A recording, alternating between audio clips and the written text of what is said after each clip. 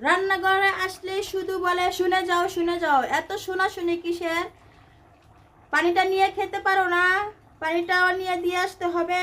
তোমাদের এত হুকুম কিসের?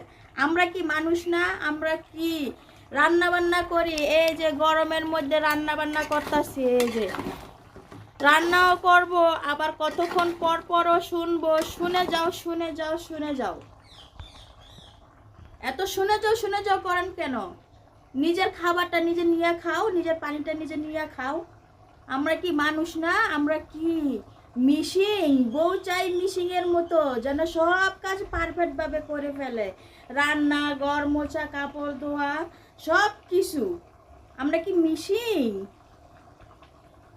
ঘরের দায়িত্বটা দেওয়ার জন্য বউকে খুঁজে ভার করে আনবে, যেন মিশিং সব কাজ পারফেক্ট ভাবে করে ফেলে। আর চুল থেকে পান ঘষলেই